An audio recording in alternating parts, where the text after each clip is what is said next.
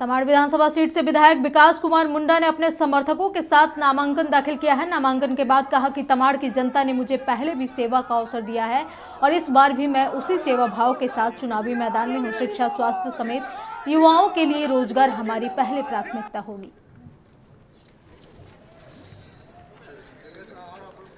ठीक है चलिए बढ़िया।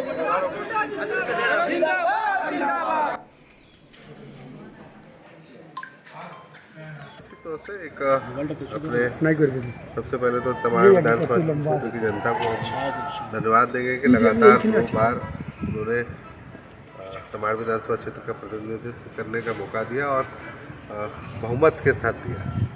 उस बहुमत को सबसे पहले हम अपने तरफ से सलाम करते हैं, धन्यवाद करते हैं और हम आपके माध्यम से पूरे विधानसभा क्षेत्र के लोगों को निवेदन करना चाहते हैं, आग्रह करना चाहते हैं कि जिस तरीके से आपके आशीर्वाद के बाद लगातार 10 वर्षों तक हम लोगों ने प्रयास किया तमाड़ को आगे बढ़ाने का, फिर से क्योंकि चुनाव की बेला है और फिर से आपके पास हम लोग आशीर्वाद मांगने के लिए जाएंगे।